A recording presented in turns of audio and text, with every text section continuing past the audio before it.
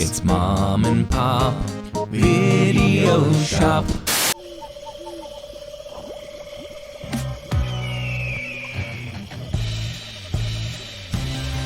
Gillman Joel's Horror Lagoon. Dredging the swamp for cult, camp, and restored horror.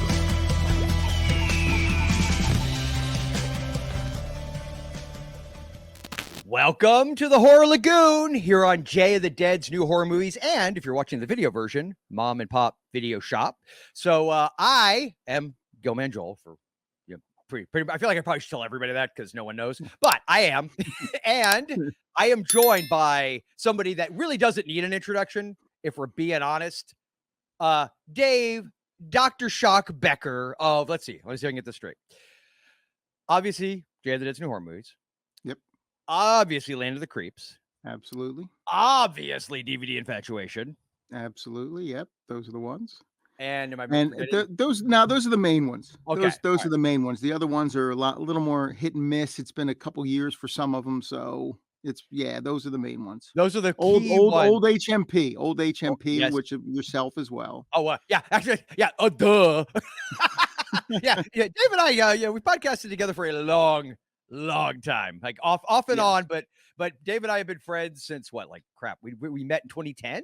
2010. Yeah, it was 2010. 15 years. I sent a message into what was it, Forgotten Flicks? Yes, you did. That's how we, and I think on Twitter, like I was actually on Twitter and active at that time, until it became Twitter, and I was like, I can't take this anymore, and I got off. Which actually, if I'm being honest, I feel like I was cool before everybody else because I got off like way before like 2020 happened and everything. Like when everybody else like, screw this is insane. I'm like, I was off, I think by like 2012 or 2013. I was like, I'm done.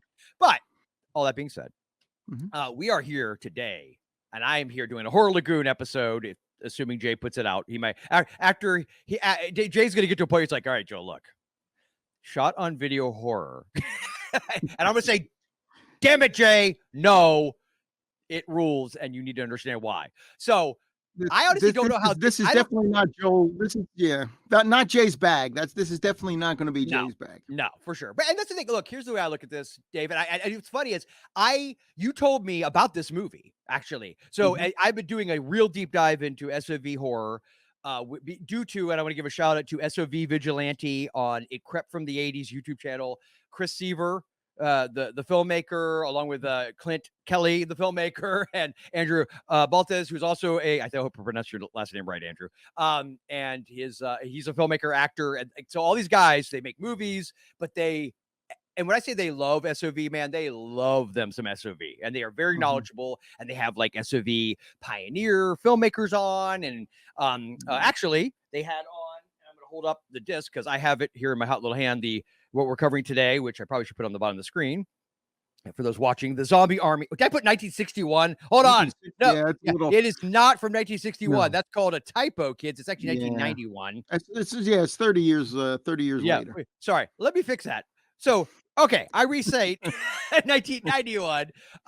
And let's see, this version though was put out. So I know J.R. Bookwalter initially put out this on video, on video with Tempe, and then this version though is Saturn Core is the version I have. Is that the one you have, Dave? That's the one I have too. Yeah, it's a brand new one. I think it just came out this year. And Saturn Core, I apologize for getting his name, but the guy behind that boutique label, which is in conjunction with Vinegar Syndrome, was also on an episode of SOV Vigilantes, and that was a great episode. They went really in depth. That guy, like, as much as the core trio of SOV Vigilante knows SOV horror, this dude is like the Tarantino of SOV horror in his knowledge base. Like, it's ridiculous. So, and I like that the cover. I like that the cover they used was the one that Bookwalter came up with. Yes, and you can reverse it. On the other side, if you reverse it, it's got the original one that the producer. Yes. Which I'll do. It is very messy. Yeah, it's very busy. I think as a person who dabbled in collage, I get what he was going for. I don't know if you can see that on the screen, but I definitely I prefer this. I prefer it reminds me of was it Uncle Sam? Uncle Sam, yeah. Uncle Sam, yep. Absolutely. And but if it would also, I think, predate Uncle Sam, right? Because that was the early '90s as well, but it was like maybe No, it 90. was later. It was later 90s. I Was it want to say it was really? like 97. I think Uncle Sam was Oh crap! I thought I 97. was gonna say Yeah. like 94, 95, but all right. So that No, definitely I predates think. it. Yeah, definitely. We're not accusing the people behind the marketing of Uncle Sam for No, ripping off Zombie Army, but no, we are. no. But we're also not saying it. Right. Just kidding. So yeah, so we both. So Dave basically got a hold of this. I think is how this played out. And you're like, "Hey Joel, have you ever heard of the Zombie Army?" And like the name, it's like everything else. Like you've heard names battered up. If you're somebody who grew up Mhm. with Tango, or if you're somebody who is always been kind of immersed in this stuff for the last 30 plus years, you know names, right? But I knew I had Right. never seen it, and I just okay, it sounded vaguely familiar. But when it's like, oh no, it's an SOV horror movie, blah blah blah, I immediately bought it, and I was like, Dave, when it's time, we have to cover Yeah, this together absolutely. because okay, and here's the thing about me and SOV. Growing up, I've always been a huge fan of regional horror, which is what this Horror Lagoon thing kind of had shifted to. Mhm. Jay's show is we started off where it was just gonna be like weird, culty, campy stuff. Mainly because Jay doesn't probably want to cover that anywhere else.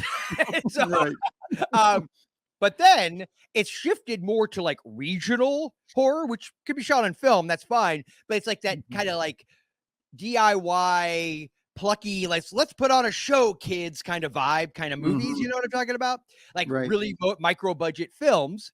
I would even argue like Texas Chainsaw Massacre would be, in my opinion, a regional horror film, even though Yeah. it has since gone on to be what it is. It Right. started, It's you know, in, it's become a classic. It's an icon now. But yes, yes, I would agree. That would definitely be regional. yeah. Most regional horror movies don't get the exposure that movie got, and if they Right. had, who knows? Maybe some of them would have been the next whatever. But those are the ones I really loved. And I had always been aware of SOV, and there was a couple of SOV films, especially that I was a huge fan of. Ozone, Jared Bookwalter's Ozone. Have you ever seen that one, Dave? I own it, but I haven't seen it. You've got to I watch have it, it Dave. on DVD. You have Okay. to watch it, Yeah. Dave. It is All shot right. on SVHS, and it is like one of those movies where, yes, it's shot on SVHS, so it looks like it was shot on SVHS, but you Mhm. could see because he's so good. I call it the Citizen Kane of SOV movies. Like it is Okay. so well produced. And it was like Nice. a $3,500 budget, and that's $93, but that's only like okay, we'll say it's a $6,000 or $7,000 budget in Yeah, today's it's not dollars. that much different. It Yeah. still isn't that much, and it looks Yeah. great. The effects are great. It's some early like CGI morphing type of stuff in it, but even then, it has like a charm to it now that that weirdly, it's like we're a lot more forgiving, I think, than we would have been back then. Mhm. But all of that, it's a good movie, good story. I mean, the lead actor is fantastic. I highly recommend Ozone. You definitely got to Okay. watch that. All right. But because of that movie, because I found that in high school, Mhm. and then there was other ones I was always aware of, like Redneck Zombies and some of the ones that actually showed up in a lot of video stores. Mhm. I always remember being fond of it because it felt like something, oh, I could maybe do that. Like, 'cause that's the vibe they give you. It's like, oh, Right. yeah, Yeah. maybe I could do that. And Right. so ultimately, I've been taking a deep dive. I actually dug out some of my own shot on video stuff. Some of it was shot on VHS, SVHS. Some of it was mini DV. My feature that I shot in '99 was DVC Pro, but even though technically that's a digital tape, it's still tape. I mean, I know Mhm. it's not analog, but I still call it. I mean, it's still tape, right? Still video. Right. So, I've been going back, and then I got to meet Chris, and actually, as of this last weekend, I met Chris Clint Kelly, who is his co-host on the show. I met Mm. him in person, which was awesome. Him and his wife, Carrie. Nice. Shout out to them. And fantastic, fantastic human beings. But he is also a connoisseur of this stuff. And when I found their show, they started like every show they recommend like 3 different movies, and I'm like you, Dave, how you'll be in the middle of a podcast and you're like, just ordered it. Yeah. So now I have like 40 or 50 SOV titles up in the Wow. shop, and Oh, I'm like, that's awesome. yeah, I'm loving it, man. It's just a lot of they're fun. And the other thing I love about Chris Seaver and company is they actually have their own sort of like modern day SOV label called Warlock. And Mm. starting in 2011, they started shooting intentional like SOV type movies, and they were planning on doing some more. And they shoot like on SVHS or maybe mini DV, but like that's the extent of it. And they're great because they're just fun. They're just Right. crazy, wacky, Nice. fun. However, and this is the Jay of the Dead caveat, if you're dead serious about horror movies at all times, and you do not enjoy the kind of goofy, campy, Right. occasional nonsense, if you can't enjoy that, I would highly recommend you not waste your time anymore with what we're about to talk about. hmm Because with a lot of it, with a lot of yeah, the SOV. yeah, Yeah, but yeah. it's almost like I embrace, like and I love it unironically, Dave. Like, yeah, some people are hmm like, oh yeah, I like this crap. no, No, no, no, no, no. no. It's like painting. I use this analogy. Some people use oil, some people use acrylic, some people use watercolors, some people use blood, some people use like hmm weird berries and like people find different things Yeah, to create yeah. their art. And why is it that we had this attitude? Like, because resolutions have increased, we're up to what, like 12K or something insane. Why is it that we have to keep moving that up and not say, you know what? Okay, it's 2024. What's wrong with grabbing a VHS camera and making something and capturing that aesthetic as almost like a paint, like a painter's choice? Does that make sense? Yeah, it does. Harmony Korine did that in, I want to say 2009 with his movie Trash Humpers. Trash Humpers, which I haven't seen, but I'm aware of. Yes, and as a matter of fact, when he was presenting that, I don't know what film festival it was. He said, "I named it Trash Humpers because I just wanted you to know what it was about up front. I didn't want to. Yeah, I didn't want to. I didn't want no there to bait be and switch. any misconceptions about what it is." And within the first minute, they're humping trash cans. Well, The main and character. so Yeah, it's not a bait and switch. You no, get exactly what no. you paid for. If Yep, you're upset, absolutely. then that's on you, bro. Right, and That is what. it was shot on video, and it was Yeah, edited on video, VCR to VCR is how he that's edited that impressive. movie. Yeah. You remember doing that? You and I both Oh, have had this yes. conversation. Yes. That is like shooting on video is one thing, and I've got a couple. I've got an SVHS deck now and a regular Mhm. VHS, and I contemplated doing that. I can't do it to myself. I can't. It's I tough. gotta go. I can't. I was doing it, and then when I went to college, they had we had an online. I was in the I was taking video production at the time, and they had an online editing suite where it's like, oh my god, this is beautiful. You put Yeah. one tape here, one tape here. You got this unit in the middle where you can like Yep. fast forward. You can bring an image in. It was beautiful. I Yeah. was like, oh my god, I don't think I can ever edit VCR to VCR again. Yeah. And then even that though, by when you compare that to say like using Yeah. a nonlinear, like a completely nonlinear system like Premiere or DaVinci or any of these other Mhm. ones, Avid was I know a big one coming up in the 90s. It's like once you do that, going back, I just don't think I have the mental like I like the aesthetic and the Mhm. nostalgia driven aesthetic of video and mini DV and all that stuff. The actual experience of editing tape to tape, I remember being such a chore. I wanted to do it so bad. The Yeah. hunger was there that I was willing Yeah. to tolerate it, but it was rough, Mhm. man. It was Yeah. rough. I mean, people complain It about was rough. Super 8, editing Super 8 because it's so small. I think I would have rather done that. Tape to tape. Because it was Super 8. You just break the tape and you reassemble. Oh, I missed a shot. I could with a tape. It's like, oh, I'm 8 minutes into my movie, and on minute 3, I screwed something up. I have to rebuild the entire The thing. entire thing, Oh right, my right. god, It was such a it was nightmare. it was it was it really was. We did a video for my our I played on a deck hockey team, and we did a video where we were doing like a retrospective of the full year. We went to the championship. We ended up losing the championship, but we went to the championship game. And my friend and I would go into the online things. This was in the summer, so we had gotten permission to be in there. We went in there thinking about 4 p.m. They kicked us out at 3 a.m. and we had gotten 8 minutes of stuff together. Yep. 8 minutes is all Yep. we got in that Yep. what was it? Not 11 hours. Almost 12 hours, yeah. My Yeah. record, I think I went 19 hours straight editing. We did a short film. A friend of mine made a short film, and I helped him edit it. It was during a tropical depression or storm, and it was at my old high Uh-huh. school. And I was already out of high school. I was in college, and a friend and I was still connected to my dear video production teacher who had tolerated me through high school, and he let us go use it while the school was being used as a shelter. I'll never Okay. forget. Wow. And we were in the video production room editing like all night, all into the Wow. morning. And that was the longest. And it was like a 7 minute long, like we were talking, like a 7 minute long short. And we got the whole thing edited. And oh my God, it was a Oh, wow. chore. That's That was awesome. a That's chore. awesome. So what Well, isn't what a happened? What chore? happened with what happened with our video? Real quick, is that the first 8 minutes looked amazing. The rest of it was a little slipshot because like, we can't do this anymore. So No, we just can't started do. throwing Yeah, whatever's in there. You know. exactly. You do get to a point where you're Yeah. like, all right, no one's gonna stick around this long. Let's just Right. Right. yeah. All right. So we are Yeah. covering, as we said, Zombie Army, It is The Living Meet the Undead and Operation Zombie Storm. You could tell when this came out in 91, you had Desert 91, Storm. right? I believe it was actually, wasn't this made though in 89? 89. It was shot in 89. Yeah. Yes. Released in 91 though. Yeah. Yeah. So in good Wilmington, marketing timing. Delaware. Wilmington, Delaware. Yeah. Which I believe, and we'll get into this, and I want to give a shout out. Hold on. Because I know I managed to listen to, I started listening to the commentary yesterday because we watched the movie like months ago because we were going to record this a while back, and then things happened, blah, blah, blah. And I decided I'd do the commentary, and I got through almost all of it. I think I got like maybe 15 minutes left. So I got through almost all of it. But I want to give a shout out. I believe I'm pronouncing his last name, but Richard Mogg. That's it. Yeah, yes. he did Analog Nightmares, the book Analog Nightmares. I don't know if you've ever seen this, Dave. This book is great. I haven't, but I really would like to pick it up. Yeah, it's really good, man. There's interviews with my buddy Joel D. Winecoop is in here. Tim Ritter. Actually, there's Winecoop. Look at that. And I think he's doing one of his classic I'm a Psycho. Yeah, man, it's a great book. But Richard did the commentary for Zombie Army.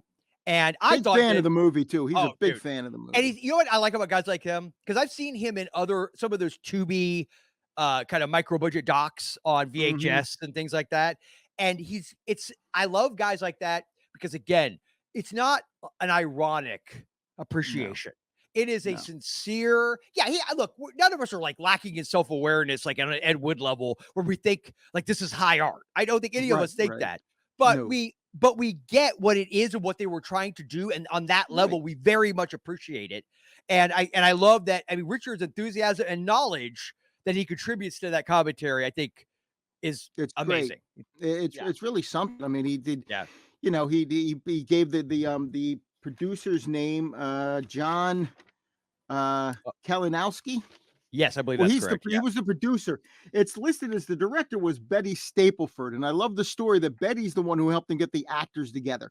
Yes. He got actors from a high school to be in it, from a drama club in a high school to be in it. But he goes, they're good at certain things, but they're not good at soldiers. So he also got kids from an ROTC college. That was smart. Yeah, that was smart. The soldiers.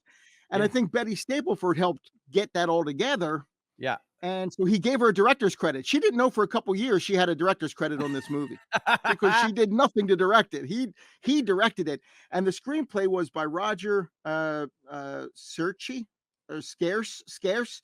And that's also John Kalinowski. That's a pseudonym for him. So and Richard talks about this was a passion project because I guess John was in the military. He was in the military in 1969. He was in the Army, got out in 73. Then in 81, joined the National Guard.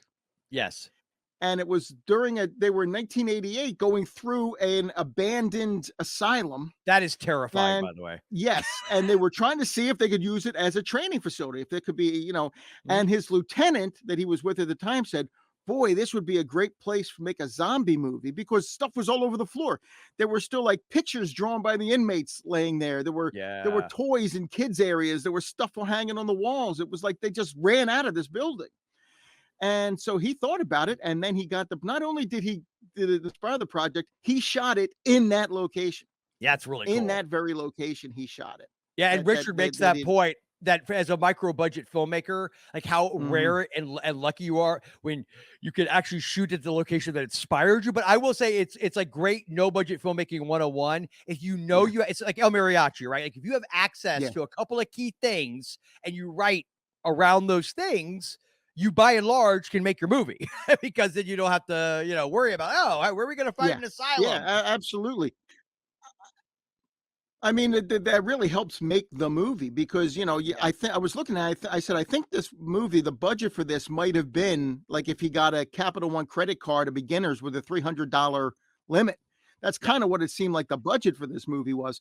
But what they were able to accomplish with that location and effects. We're going to have to talk about the effects. We're going to absolutely talk about the effects. So here's the thing. I feel like I've now watched enough SOV horror.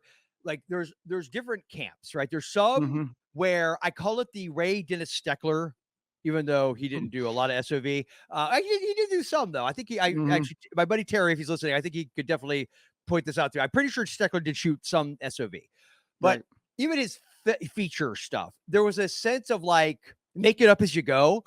right? Which I kind of love about him, and I can Yeah. kind of relate to on a level. Mhm. So, but I think that is up where, like, let's say a lot of your shots maybe aren't the greatest, and the lighting is blah, but so Mhm. it creates other problems when you kind of just make it up as you go. You Right. always have to approach it like a documentary, I think, if you're going to do that. So, Mhm. but this movie, in my opinion, you could tell. So the being a passion project of John, I'm not going to try to butcher his last name, so I'm just going to keep calling him John.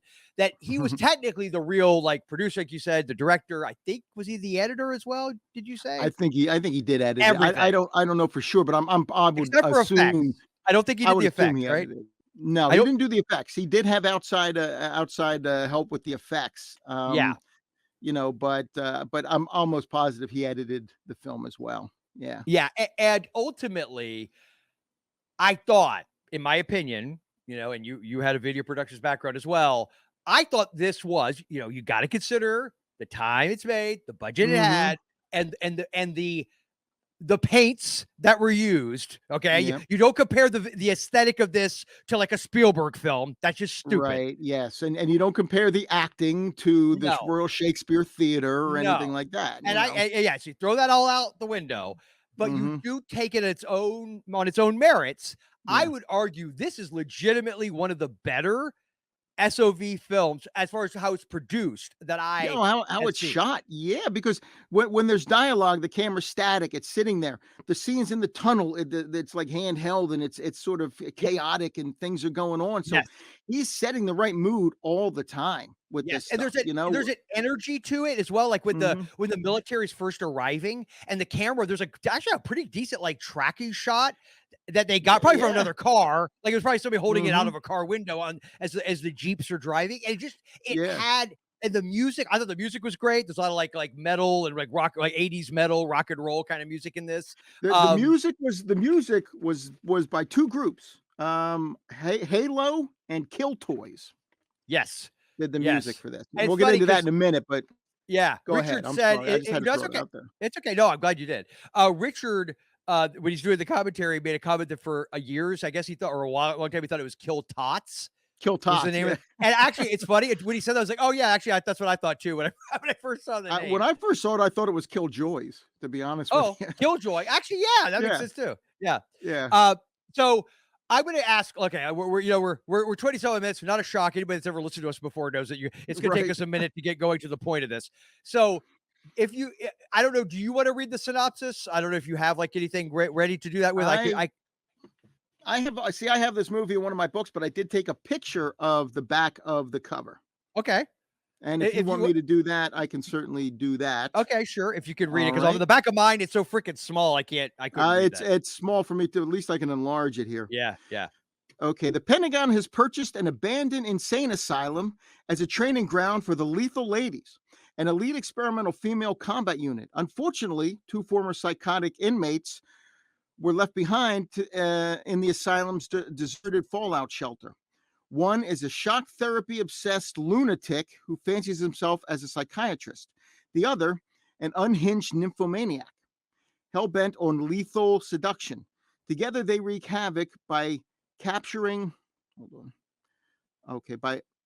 You know, my problem with doing it on your phone, you lose by Yeah, no, capturing no worries. soldiers and turning them into mindless zombies by means of electricity. Trapped within the training catacombs of the old asylum, the Lethal Ladies must rally their troops and do battle with the flesh-ripping hordes of the living dead.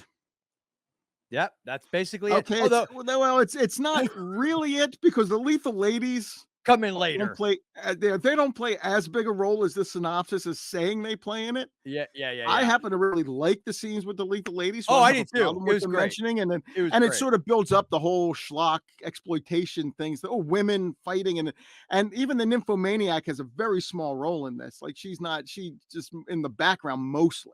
Yes, yes. And But and then and then I will say the IMDb is shockingly good and succinct. oh It's wow, when the army takes over a former asylum, they discover that some inmates are still living in solitary confinement there and become murderous zombies. Now, that the only problem with the structure of that sentence is it the inmates become murderous zombies, or the No. army does, but The inmates are the only ones who don't become murderous zombies. In correct. this, as a And the matter of way fact. he does it, by the way, I agree with Richard, is amazing. Like, he Yeah. pretty much just takes like a frayed wire, he plugs it in and sticks Yeah. it into their head. It sticks into them, and then as they're dead, and then it shocks them back to life, and you see the skin burning, and that's why they look like what they do. Yeah, it and worked. It worked for Frankenstein. I mean, why Yeah. would it work for Why this wouldn't guy? it? Why wouldn't it work for them, even if they don't have the bolts in the neck to Yeah. conduct the electricity? It's Yeah. just going So, like straight into the head. what are your basic? Because I don't know how. Are you somebody who's watched a lot of SOV, or is this I'm relatively? sure you've seen a lot more than I have. I've seen some, but Okay. you've seen a lot more than I have, and this is a very, it's one of those things. I'm going to say well made. People are going to roll their eyes. I'm going to say all this stuff, but for an SOV movie, this is Yeah. we're very well made movie, and Yeah. it's very well structured. The effects are just unhinged. I mean, Yeah.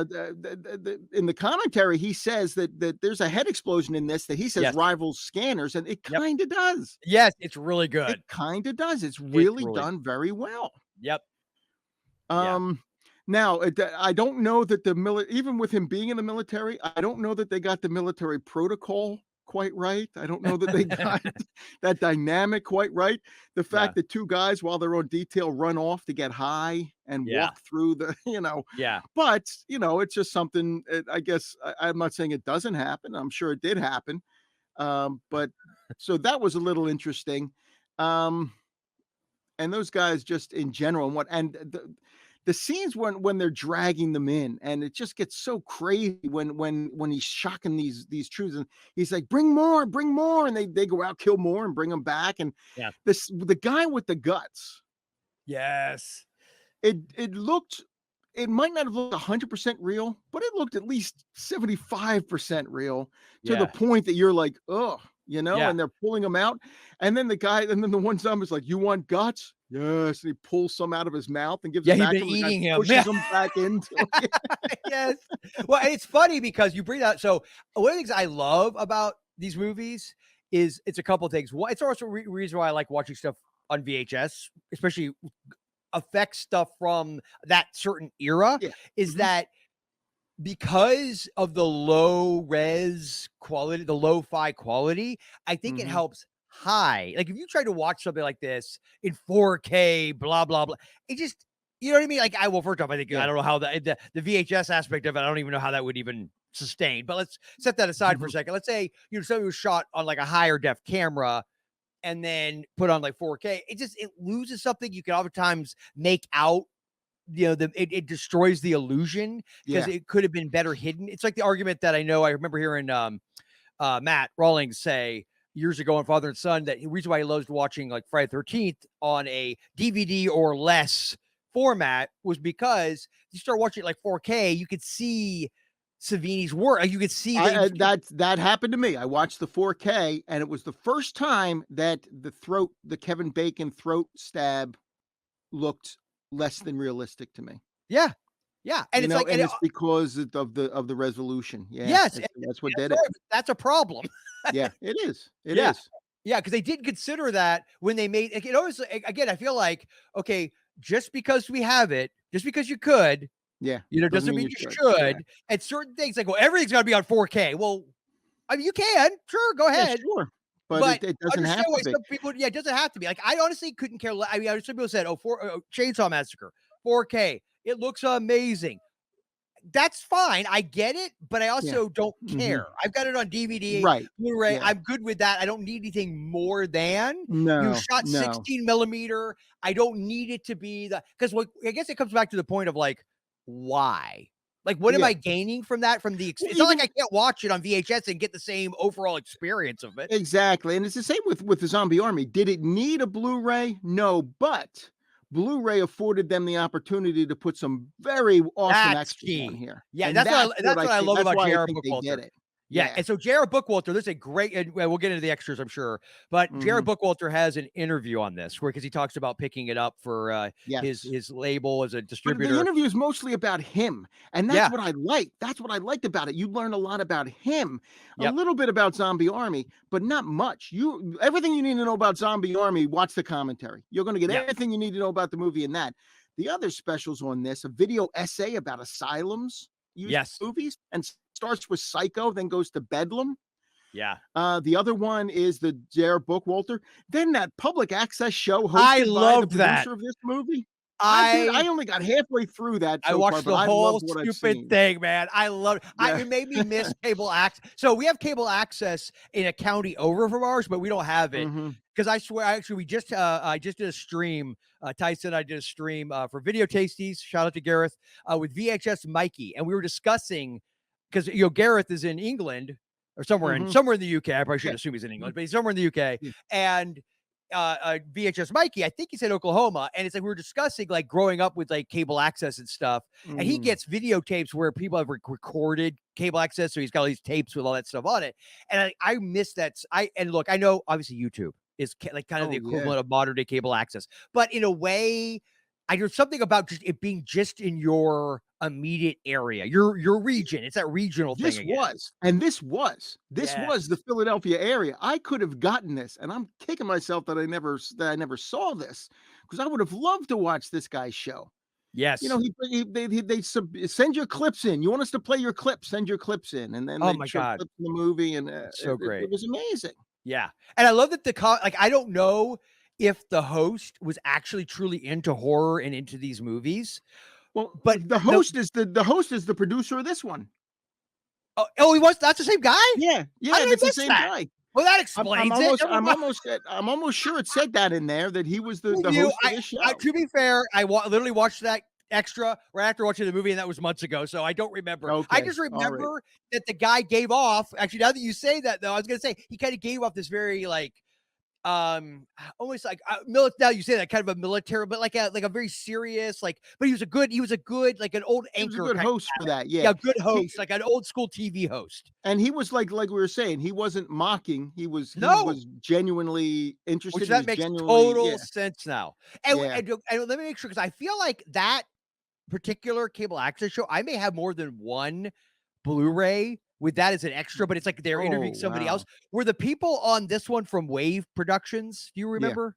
They were okay. Wave. So maybe I feel like I have that one on another disc, maybe. Nice. And it's like different people though, or it's like a slightly different variation. The Wave Productions was one out of Philly. They were working in Philly and New Jersey. So like, and they've got like a ton of SOV stuff too. If you want to go down that rabbit hole, dude, holy crap. Wow. They got a lot of stuff. So anyway, that actually, I love that so much, Dave. I'm so glad you brought that up. And then the commercial, commercial, but where they're giving away the Jeep.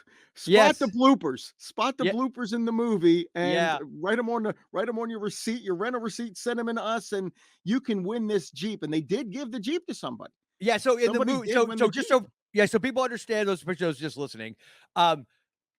This is for the movie, not for the cable access show. The movie makers realize. I'm sorry. Yes. No, that's okay. I just want to make sure we're clear on it. That they're, and that's the other thing I appreciate. Right? They did their best. Like, this feels like a movie where people were really trying to make a good movie, but they acknowledge, look, it's a no budget horror flick, and it's with non-actors. Basically, you're gonna have mistakes, you're gonna have bloopers. So why don't we use that as a marketing advantage, and rather than letting your ego make it like, oh, don't judge our movie. No, judge it. Find the bloopers. Made mistakes. Yeah, we made mistakes. We made mistakes. That's brilliant. It really is. It was great. Yeah, it was great. And send them in, and how do you promote it? You get a girl wearing a Zombie Army t-shirt and bikini bottoms.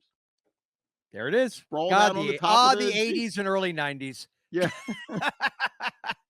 So let me think. I'm trying to think if there's anything else specific. Oh, I mean, we kind of talked about the effects. We talked about the head blowing up, the guts and everything. But just in general, like, and that's what I wanted to say. Because you made the comment that the intestines, they don't look like, it's not like even Night of the Living Dead level. Like, they didn't use like real meat, or Chainsaw Massacre. Like, it was not. So in a way, though, I would argue that was brilliant, because I'm sure it made the set a heck of a lot more pleasant to be on. Exactly. Yeah. But here's the thing. I've concluded this about myself, Dave. I love splat stick. Like I Okay. love gory, over the top, early Peter Jackson, Sam Raimi level, like X-rated gore. Like I'm fine with that. I guess for me though, there's that line when it goes into being like hyper realistic and Yeah. like ugly and like it looks really real. Like something in me goes, I'll watch the movie and sometimes I can appreciate the movie, Mhm. right? But I Right. don't enjoy it. You know what I mean? Like I'm like, As quite okay, as I much, saw yeah. it. You know what I mean? Like I just even like a lot of people either love or hate Basket Case, right? What I love Right. about Basket Case, and it gets kind of mean towards the end, especially. Like it's Oh, yeah, ugly, but absolutely. it's so kind of like it's so plastic reality, so weird, so out Yeah. there. And it's like with Dawn of the Dead. People gripe about the 70s Dawn of the Dead because they use that 3M blood and it's kind of got that pinkish, orangish quality to it. Right, I right. kind of love that though. Like I love that Oh, it yeah, yeah. because it could be as gory as you want. You got skin ripping and guts coming out, and it looks realistic, but there's that little hint that it's not. And it's like it makes it more enjoyable to where you want to. Whereas if it had been so hyper realistic that I feel like I'm watching a damn documentary on people being ripped apart, like you know what I mean. And look, Mhm. and I'm not judging. If you love like legit, honest to goodness, like as realistic as possible gore, go with God. Good for you. I'm just saying for Right. me as an enjoyment factor, I enjoy Evil Dead 2 way, way, way more than I don't know. Give me a movie like I haven't seen Inside yet because I've been able to bring myself Oh, to, right, but mhm. or Martyrs or something like that. I'm Martyrs just like, Martyrs would be a good one, yeah, yeah, that would be a yeah, good one to yeah. I'm compare like, to, yeah. I could maybe one day watch it as a one-off, but I'm like, I don't see myself like I want to watch that Yeah. over and over again. Right, right.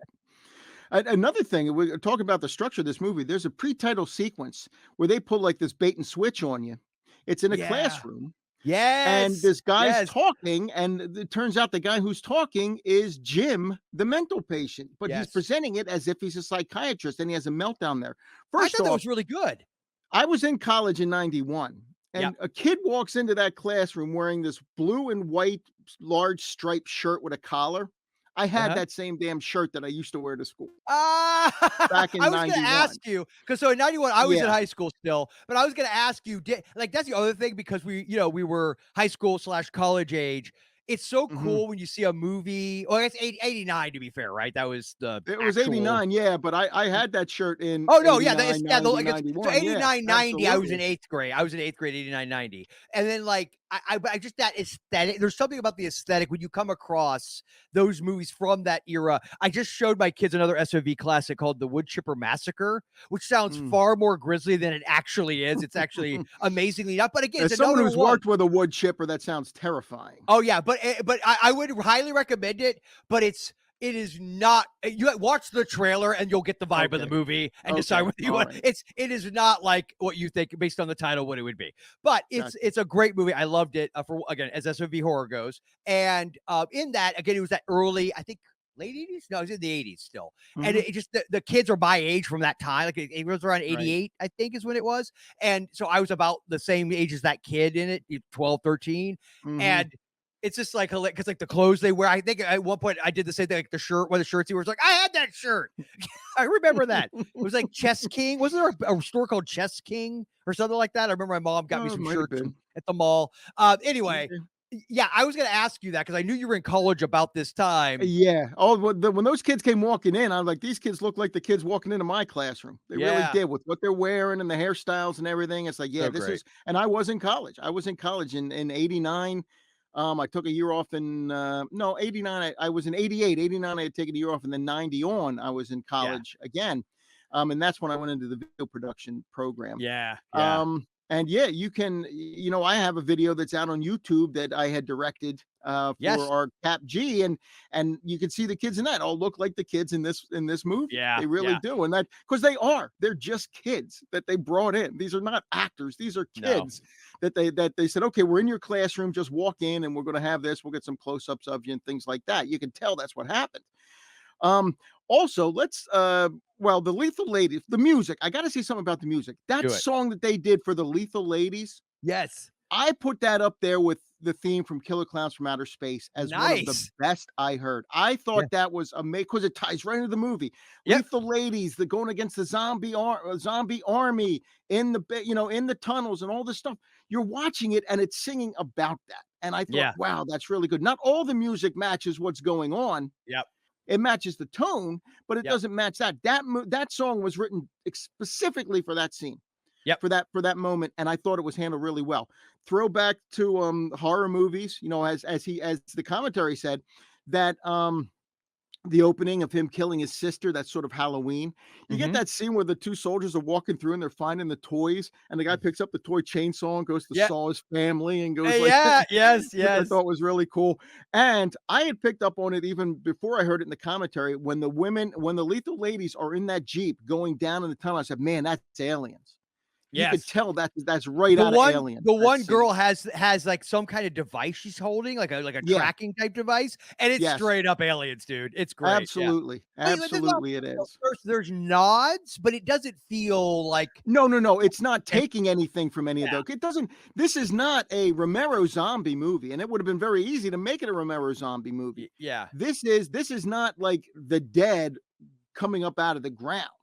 No. This is making the dead. This is a guy specifically creating the dead. He kills them to then do brings his them bidding. back to life. To do his bidding. Yeah, to do his bidding. So this is not Romero's dead at all. They don't even look like the Romero. Plus they talk. They feel pain. They salute. They're like Bub. They salute. They salute. Yeah, right. Yeah.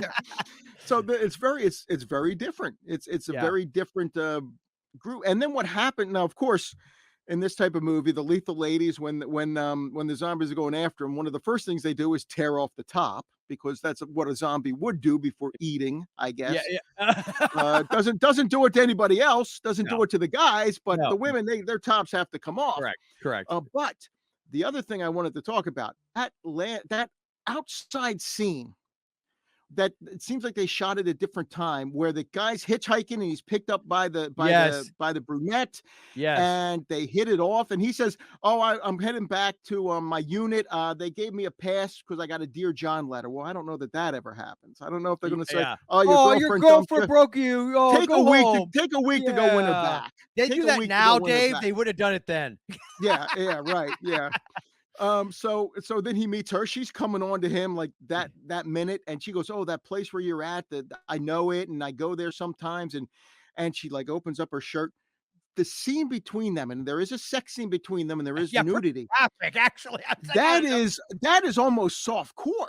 I know. I was like the way their hands are moving and everything. And I don't know if you didn't hear the commentary. Who did we say?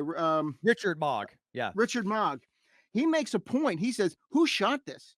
He goes, "Do these two, were they like actual in a relationship?" Yeah. They almost seem like they could be like amateur adult actors. Yeah. Now, there's no hardcore anything in this, but this, I mean, the way it's shot and the way these two are performing. And Richard Mogg's like, "I want to know who shot this." He goes, if John shot this, good for you, man, because you did a great job at shooting this love scene. And these two actors like really pulled it off. And that's another interesting way that they kept it going, because then there's a mistaken identity at the end. Yeah. Which I don't by the way, that's dark. Like the way that plays out, that's really dark. It really is. It's like it's the darkest scene in the movie, actually, which is saying something, because there's no humor at that point. No, the humor is gone in that scene. That's just straight up horror. Yeah, and I think that's the other reason why I'm really like this can work really well too, is when they do find that balance, right, where you have a lot of humor and camp, and it's over because you have to work with what you got. Your actors are not going to be, master thespians. Okay, so you work with what you got, but then you can kind of work in moments, that, which adds to it. But to your point, I remember when that played, I was like, okay, wasn't expecting that. I was like, it goes on a while too. It's not like a 10-second, boom shot and they're in bed. No. That thing is stretched out. Yes. Yeah, big time. I loved the idea of the battery acid. Yeah. I think John, the director, producer, editor, writer, loved it even more because it lasted two songs. Yes. the killing the zombies, but because you saw every single one of them, the after effects of the battery acid. Yes. Yeah. Yeah. He's like, we paid for this effect. By God, we are and going to you're use going to it. see every single bit of it, and it works. It is gross. It is Yeah. really disgusting. Yeah. And I will say this, and I totally agree with the guys at SOV Vigilante about this. They've talked about running time with SOV Mhm. horror. Like, the shorter, the better. Like, Yeah. typically, that's the key. You want to Yep. keep it as close to an hour as Yeah. possible. You don't want, like, you start pushing an hour and a half, dude, you can already pretty much assume you've overstayed your welcome by at least 15 Yeah. plus Yeah. minutes. Mhm. This is 82 minutes long. So it's and I would Mhm. argue they probably could have cut down on the part you're talking about with the reveals of like With every the single body, and they could have also cut out about and the sex scene could have probably been cut in half for time. yeah. Those two things I think I'm would have sure made most of the people sense. renting it back then are glad they didn't cut down on the sex, but Fair enough. Fair you enough. know, But I will say that had they done that, this would have been more like a 70 to 75, which would have been perfect. yeah. Yeah, Perfect. but it's still they still cram a lot into that 82 No pun minutes. I mean, this intended. is No pun intended about cramming a lot in the sex scene. yeah. But they this movie never really slows down. I mean, there's never you're never sitting No. there going, "Yes, you're right. They could cut a few of the gore scenes and the sex scenes." When do we Yeah. ever say the movie? Yeah, that's When true. do we ever Actually, that's say a that in very movie? fair point. It's not like we say, well, there's a bunch of extraneous exposition here Yeah. and a bunch of because Yeah. even that opening scene, which goes on for a few minutes, it's great because it sets up And your it's setting expect. flashbacks. You're seeing Yep, flashbacks of this yep, guy doing yep, these things. So it's yeah, not just him talking. They're yes, giving you other things in there as yeah, well. yeah, So yeah. 100%, 100% agree. All right, so for me, I feel like with I hate rating these because it's like, what do you? I'm I rating them. it's always tough to do because somebody who doesn't know SOV is going to come back and say you gave this a 9 and that Yeah, I'm but rating this as in the world, like within the bubble of SOV. I am not rating this based on compared to fill in the blank of more mainstream horror or fill in the blank of something that was produced for millions of dollars. I'm sorry. I don't think I personally find that to be extremely unfair mhm, and almost like a borders on being a bad faith type of argument to me. Like it's like yeah, you've got to acknowledge yep, a $5,000 or $10,000 budget, right? With amateurs is you just automatically have to assume it is not going to be on the same level and to say, well, then don't make a movie. Well, what kind of attitude is that? Like, what kind of yeah, a exactly, totalitarian, like anti-art exactly, attitude would that be if you said don't make art exactly, because you can't afford to make it like the big boy? So the only people who should make art are the elitist assholes with millions of dollars. Got it. I don't right, subscribe to that. I subscribe to the I love it when people have the balls to say, I got yeah, $5,000 to my name and I'm going to go take a camera and get my friends together and make some. Because you know what most people do? They say a bunch of crap and then they don't do it. And I'm one of those people. right. That's why I'm saying I that. yeah, me too. We've all done I've it. done We've that all too. done it. Yep, yep, Yeah. But the difference is, I like to think, and this is just me giving people like me a pass, is that I also try to acknowledge that and say, that is why. And to be fair, Dave, you and I both have made stuff. You have written stuff. yeah, And that's the other mhm, thing too. It's like if you're somebody who's made, even if you've made just, and I say just, it's still a major thing, a podcast, right? You're somebody who's yep, done a podcast. You've made a thing and you put it out in the world, which means you're opening yourself up to criticism and people, sure, being dicks and, and all kinds mhm, of stuff. right, right, And this is even on another level to me because it is personal, especially if it's like this, like a passion project, and you put it out in the world, and yeah, you want to make money off it. I'm sure John has ulterior motives, like, oh, I'd love to make a buck, but I don't know. This feels like something more than that. So it for feels me, like the love of it. It feels like the love of making a movie. It really does. You get the feeling that this guy had so much, and even the way he would send it to Bookwalter, and he gave away the Jeep and find our errors yes, and all this stuff. This is a love of filmmaking. This isn't yeah, just, hey, yes, I want to become a millionaire doing this. I don't think he was unhappy doing what he was doing in the yeah. National Guard and all that other stuff. This is just, I love making this movie. I wanted to do it, and I want to put it out there, and I want as many people to see it as possible. And how can I do that? So for you, Dave, since this is Jay's show, if we weren't doing this as a side bit for Jay's show, I'd say rate it as a recommend or not recommend kind of thing. But we're gonna give it a number. in the All world right. of the bubble of SOV, like, let's just assume if you don't like SOV, you'd give all these a 1 and we'll just move Yeah. on. So Exactly. Yeah. anybody who loves Yeah. SOV, But even what if would you gave most SOV a 1, I think you'd give this one a 2.5. yeah, yes, fair enough. So Yeah. what about for I you? for me, and I'm not. I think you've seen more SOV than I have, but just the limited that I've seen, Mhm. I would give this, I'd say an 8.5. I'd give it an 8.5 and say this, if you are an SOV fan and you Yeah, have not seen this, you definitely yeah, need to pick this up. This is almost like one of the staples, I would say now. yeah, yeah, and I'm basically right there with you. I'm an 8. This is an 8 for me. I love it. Mhm. I think it's great. I mean, I feel like anything at 8 and above. And now And Ozone for the a 10 for SOV. Blu-ray, I'm sorry, the Blu-ray is worth picking up, Oh, and the Blu-ray's a especially 10. for the feature. Yeah, the Blu-ray is a 10, especially for The the blue features. the Yeah. the the commentary Richard Mogg does is so great.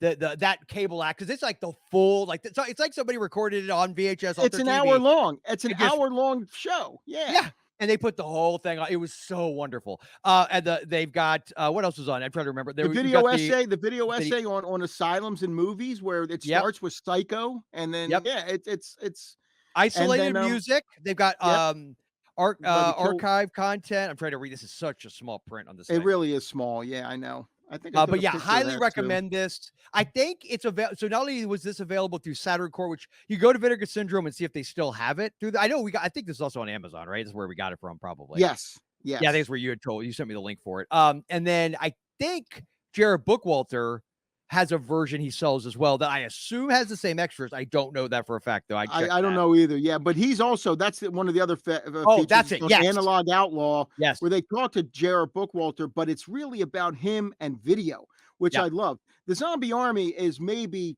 5% of that entire talk. And You're learning more Bookwalter, about Jared Bookwalter. yeah, and not to do the whole name dropping thing, but we actually got to do an interview with him Oh, nice. just a little while ago here on the channel, because he has his first movie in 20 years that he directed called Side Effects May Vary, that he made with James L. Edwards, which is a guy who was involved with a lot of his earlier stuff.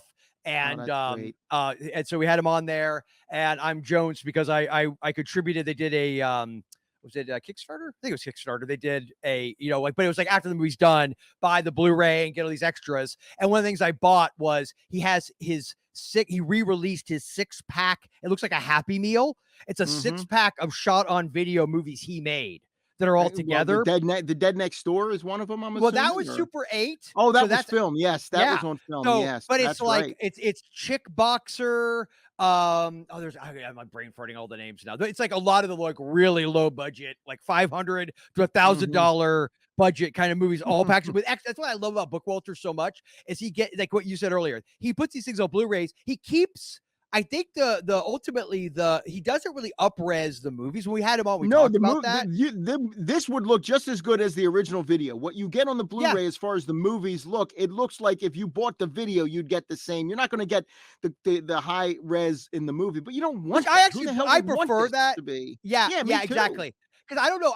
There's I've seen some stuff on YouTube where I think people took like a VHS copy of an old movie and wanted to make it like somewhat watchable. And so what Yeah. they'll do is they'll put it through AI and they'll do that like thing where they up-res it, and it's like it smooths all the pixelation. So it takes on this weird, almost animated quality. It Yeah, doesn't and it look doesn't work. no, it It doesn't doesn't work. work. It I'd rather doesn't, have just like this.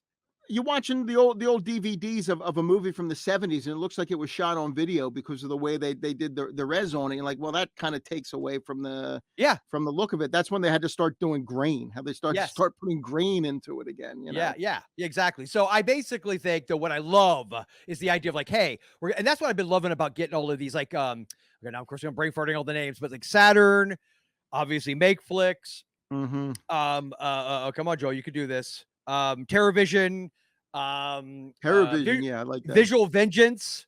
There's just so many of these. I'm sure there's several I forgot that there are these boutique where they focus primarily on like, or not all, exclusively in some cases, but primarily on like SOV, Yep. very no budget type stuff that would have otherwise never seen like that. And they don't just put out the movie, man. It's the extras. If you are an extras fan, Yeah. they just load you up. And the great thing is it's only a little bit about the movie. It's associated to the movie, but the extras will teach you so much more. Oh, it's so great. about Love it. SOV, about everything, and that's Yeah. that's one of the great things about it. Yeah. I love digging into these extras. I got to go up and finish the second half of that cable access show. I only got through the first Yeah, half you watch it. It's before we great. started recording. Yeah, Yeah. And it's great because it's also fun because like the people they're having on, they're just regular people. Like they're just Yeah. you can tell these are people with day jobs that are just right. doing this for fun. This is not their day No, job. This is no. not their day job. A- Yeah. and I don't know. I just profoundly appreciate, and I get it's not for everybody. Like that's the key. All my rants aside, I do not judge somebody who doesn't like this stuff because I get it. It's not for everybody. But Right. if you are into this, you do have an appreciation. Especially, I honestly think too, if you come from like us, like you did video back in the day, and you Mhm. understand what went into that, it's just there's a nostalgia aspect to it. I'm Yeah. sure as well. The video, the graphics that they used Oh in that yes, in the clips, yes, that's VCR graphics. That's yeah, not dude. even like computer graphics. Like No. I used to use the Amiga when we had our Oh, online editing yes. suite in college. That's straight from because Yeah. when I would record things, I remember recording like portions of the Gulf War back then. I Yeah. would sometimes put graphics over it as to what it was, and those were the graphics. Yep. The graphics in these movies are straight off of a VCR. They're not off of anything Or outside. remember the Videonics like title makers? You remember those like type you remember you had Yeah. like the little like that kind of vibe where they would have just very basic effects you could push. Well, I was able to do it through my remote on my VCR, and it looked exactly like the well, titles hello, for these Mr. movies. Fancy Pants. Yeah.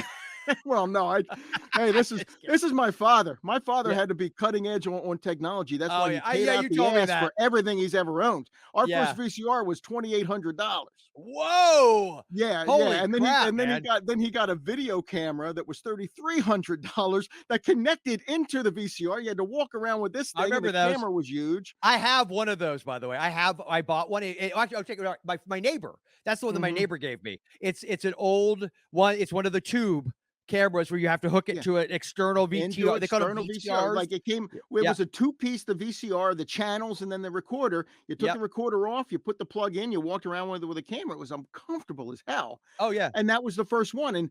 And yeah, he would just he didn't care. When he got a car in 1981, I think he paid $1,000 to have a tape deck put in. They started What? putting them in for free. Yeah. Just not Yeah. too many years later. Yeah.